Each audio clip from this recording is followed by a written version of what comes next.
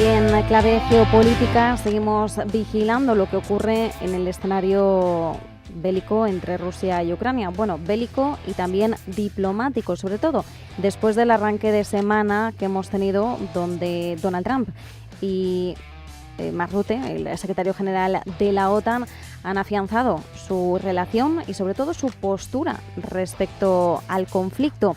Donald Trump ha anunciado el envío de armas a la OTAN, a Ucrania a través de la OTAN, unas armas que van a ser financiadas por Europa, y también anunciaba una nueva presión, en este caso no de una forma directa a Rusia, pero sí vía indirecta, aranceles secundarios a aquellos países que comercialicen con exportaciones rusas. Y en este caso estamos hablando de China, India o Brasil. Mark Rutte ha vuelto a referirse a estos países y les ha pedido que presionen a Rusia para que avance hacia unas negociaciones de paz.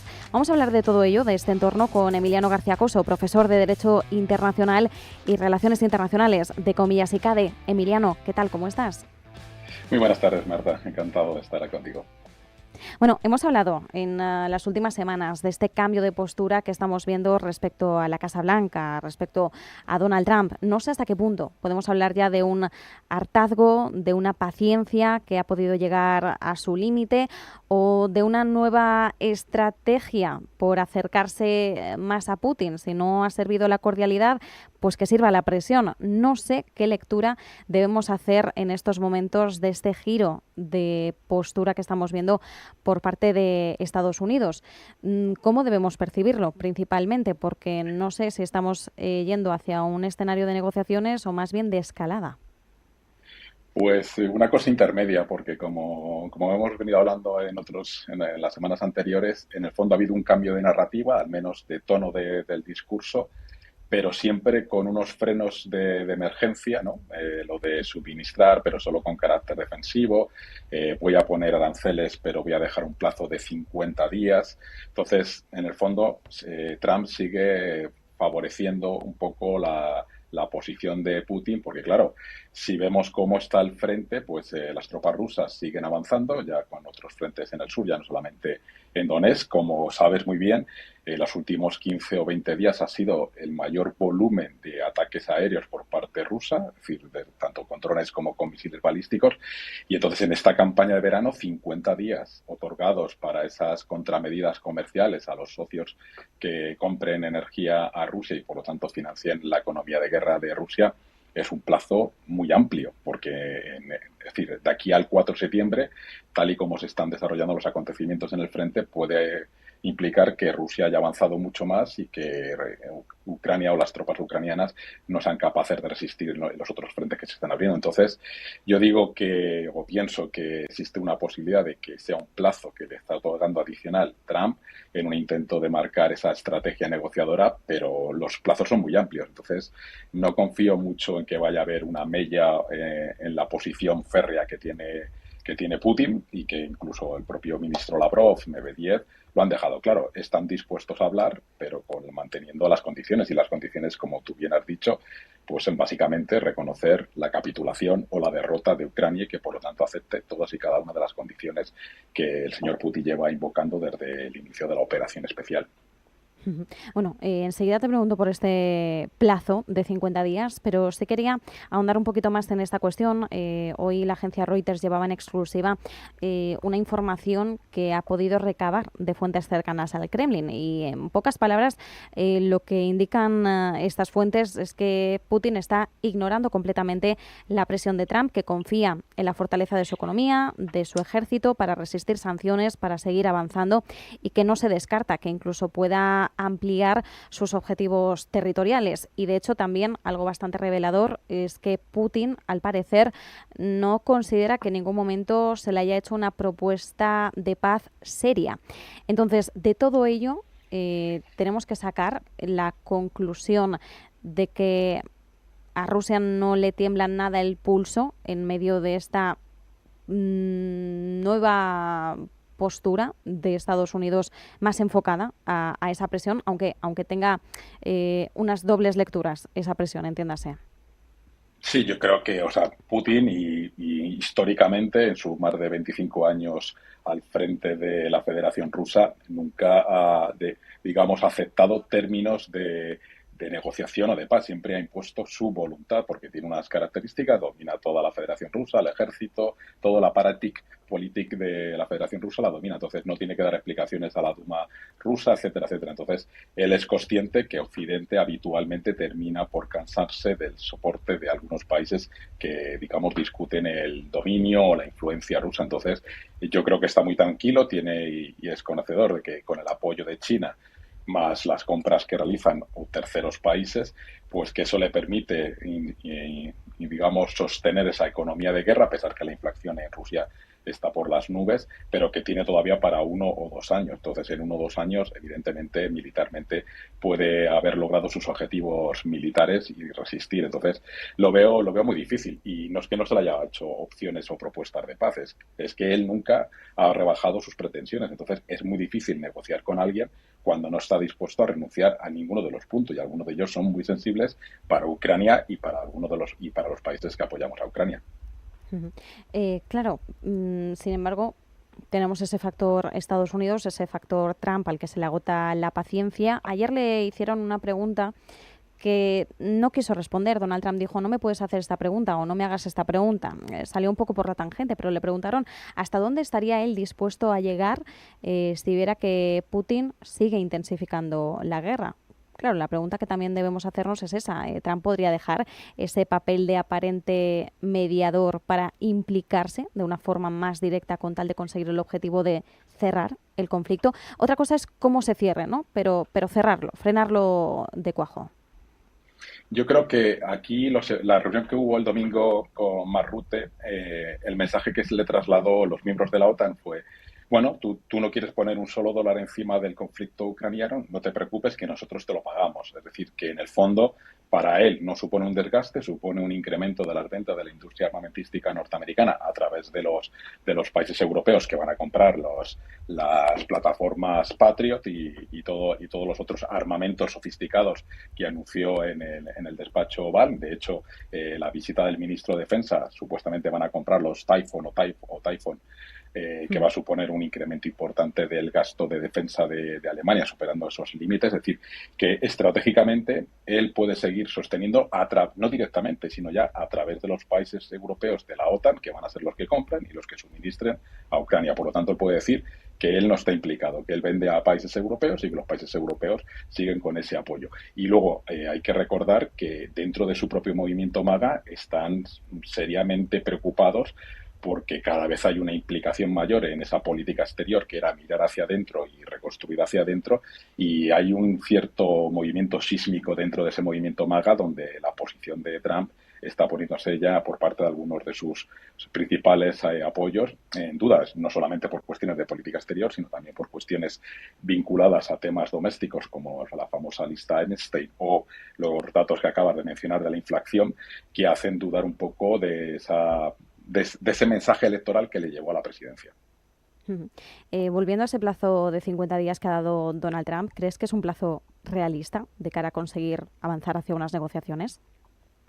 Nada, yo creo que no va a lograr nada. Dos, si el 4 de septiembre empieza a implementar esos aranceles, pues tenemos un serio problema. Primero, cuando se implementa una política arancelaria, no significa que el 5 de septiembre van a estar ya en funcionamiento, porque eso implica unos ajustes de las cadenas de suministro, también de las autoridades aduaneras para tratar de recaudarlo. Y luego hay una paradoja importante que es, solamente India, China y Brasil compran petróleo y energía a Rusia, o quizás tendríamos que mirar los números donde hay muchos países europeos, incluido donde vivimos tú y yo, que también siguen comprando energía a Rusia como consecuencia de esos contratos a largo plazo, que son empresas privadas o indirectamente privadas, bueno, pero lo siguen comprando. Entonces, esos aranceles también no los vamos a aplicar nosotros los europeos. Es decir, que hay muchas cuestiones de este famosos 50% o 100 o lo que se está discutiendo en el Senado con esa propuesta bipartidista,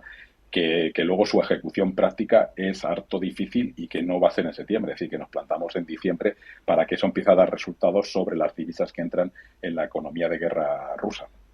Ujú.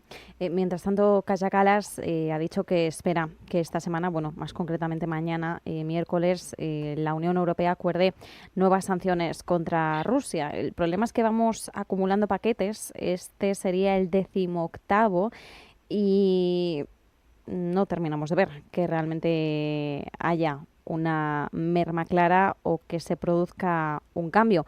No seré yo quien diga si los paquetes deben o no existir o deben o no seguir aplicándose o lanzándose, pero sí es cierto que desde el foco de la perspectiva pública o del ciudadano de a pie que ya recibe estos paquetes de sanciones como si fuera uno más, ¿qué tipo de validez, repercusión, impacto les debemos otorgar?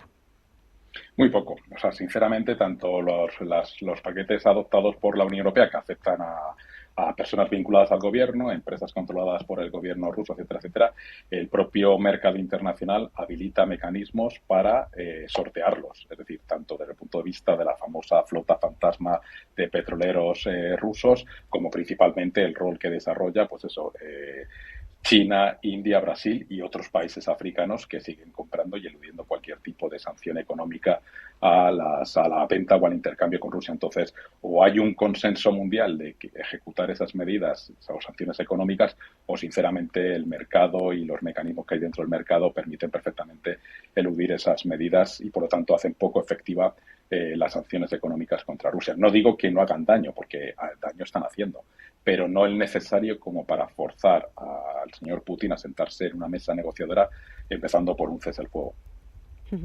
Claro, en medio de todo esto, Emiliano, también hemos escuchado en ocasiones más bien recientes a algunos miembros del Kremlin hablar de una posible tercera ronda de conversaciones en Estambul. Tuvimos dos entre delegaciones ucranianas y rusas y no vimos realmente que hubiera un avance. A nivel simbólico, no fue un gesto de cierto acercamiento diplomático, eso es verdad y hay que reconocerlo, pero en cuanto a un calado verdadero o algo que nos permita desbloquear la actual situación, en eso fueron encuentros más bien irrelevantes. En el contexto actual de presión occidental, especialmente presión estadounidense, de una negativa de cara a Rusia de sentarse a negociar por considerar que no hay una propuesta seria, en medio de todo esto, ¿qué sentido tendría una tercera ronda en Estambul? Ganar tiempo. Es decir, tú misma lo has comentado en el momento que el domingo anunció este cambio de, digamos, de dialéctica por parte de Trump y estas amenazas de sanciones económicas y de suministro de armamento desde el Kremlin.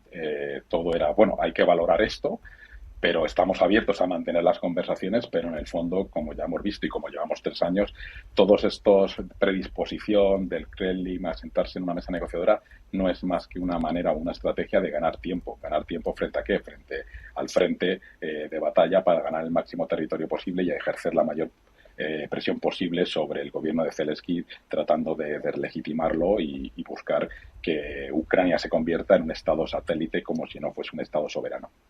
Entonces, está muy difícil. Incluso con esas conversaciones, sinceramente, creo que si no hay cambio por parte de las exigencias rusas, es muy difícil llegar a un tipo de entendimiento. No, desde luego, en estos momentos, como decimos, la situación es de claro bloqueo y no estamos viendo con claridad por dónde podría pasar el desbloqueo. Rusia ha advertido de que no van a tolerar ultimátums. De hecho, también Lavrov ha dicho que los autores de las sanciones a Rusia van a sufrir daños. Inevitablemente pensamos en una escalada. No tiene por qué ser una escalada bélica, puede ser simplemente una escalada diplomática. Pero desde tu postura, sabiendo que efectivamente no podemos adivinar el futuro, ¿crees que estamos yendo hacia una situación de más bien de bloqueo, es decir, de congelación del conflicto, o tal y como están las cosas podríamos pensar más bien en una escalada? Yo creo que dentro de las estrategias o los escenarios que puedan estar contemplando en el Kremlin, creo que el de congelamiento del conflicto puede ser una de las opciones y sin mucho coste, porque ellos están acostumbrados ya en países como Georgia, Armenia, congelar esos conflictos. Ejercen, en concreto en Armenia, ejercen control sobre 2 territorios y, bueno, pues llevan ahí años y nadie discute ese control real y efectivo. Entonces, bueno, pues para ellos sería cómodo decir, nos mantenemos en la situación actual, controlamos el 20% del territorio que ya tenemos y la comunidad internacional empezará a olvidarse de esto, salvo que se incremente algún tipo de enfrentamiento en esas zonas, pero es ahí donde Zelensky y los ucranianos no están dispuestos a mantener ese conflicto congelado. Entonces, sí, estamos en un callejón sin salida y la posición de Estados Unidos tampoco ayuda a que esto, digamos, trate de desatascarse, al menos en términos militares, con ese miedo a que pueda ser rearmado de forma real y efectiva y que no solamente pueda hacer operaciones defensivas, sino también en territorio ruso, para que haya también una sensación en la población rusa de que efectivamente el conflicto les está arruinando económicamente, con un alto coste en económico y en vidas humanas, porque en el despacho Oval Rutte mencionó expresamente que, según sus datos, más de 100.000 soldados rusos han sido o heridos o fallecidos. Entonces, que eso tiene también para las familias rusas un coste importante. Entonces, me temo que vamos a seguir hablando de este conflicto durante mucho más tiempo del que originalmente queríamos hablar todos. Sí, y de hecho, bueno, ya estamos avanzando de cara a los 3 años y medio de conflicto y el año que viene entraríamos en un cuarto. No queríamos pensar en ese posible escenario, pero efectivamente por el momento no hay visos tampoco de un cambio, al menos no uno muy brusco. Emiliano, antes decías cuánto podría sostenerse la economía de guerra de Rusia, teniendo en cuenta las nuevas realidades, los apoyos que tiene cada uno de los bandos en clave militar, en clave bélica. ¿Cuánto se calcula aproximadamente que podrían aguantar Rusia y Ucrania?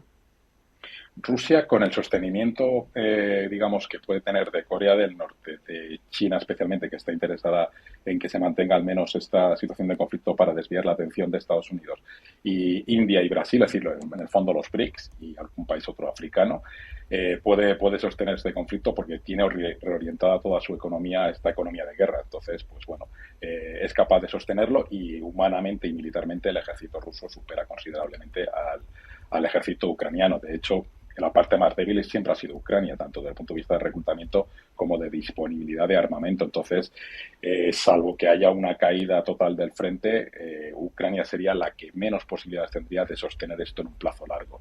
Entonces, pero las condiciones que le pone de negociación por parte de Putin hacen que sea imposible sentarse en la mesa negociadora y que, por lo tanto, busquen una solución consensuada. ¿Podría haber un desbloqueo por parte de otro jugador, de otro actor, que jugara como intermediario? Porque claro, Trump se posicionó como un intermediario neutral. Lo que ocurre es que al inicio de este segundo mandato se le criticó por tener una postura más cercana al Kremlin, y ahora entendemos que desde la postura rusa se le podría criticar que está teniendo una posición más favorable al mundo occidental, a los aliados de Ucrania y a Ucrania, aunque haya tenido sus desavenencias con Volodymyr Zelensky. Entonces, no podemos hablar ya, bueno, quizás nunca hemos podido hablar de neutralidad o de esa moderación neutral por parte de Estados Unidos, pero ¿hay algún jugador internacional que sí pudiera desempeñar ese papel? ¿Alguien a quien ambos bandos pudieran otorgarle esa confianza y esa credibilidad? Habría uno, pero no le interesa, que es China. Es decir, realmente China, tanto por su situación actual de hermandad infinita con Rusia, como en su caso, previamente al conflicto, la relación que tenía con Ucrania y, digamos, su posición ya de hegemónica o de actor global, podría ejercer ese liderazgo y tratar de sentar en la mesa negociadora. Pero el problema que tenemos es que a China no le interesa tampoco que el conflicto decaiga. ¿Por qué? Porque tiene entretenido a Estados Unidos desde el punto de vista de no reorientar toda la atención hacia China. Entonces, China tiene otra estrategia hacia Taiwán, hacia el mar de la China, y entonces no le interesa que Estados Unidos pueda, digamos, centrarse solamente en ellos, a pesar de la aproximación en términos económicos y de semiconductores que has mencionado, y que, bueno, que tiene también su otro fleco. Sí, pues nos quedamos con ese análisis, como siempre. Muchísimas gracias, Emiliano García Coso, profesor de Derecho Internacional y Relaciones Internacionales de Comillas y CADE. Un abrazo. Muchas gracias, un abrazo, Marta. Buena tarde. Visión global, Wall Street, bolsas LATAM y actualidad geopolítica y económica.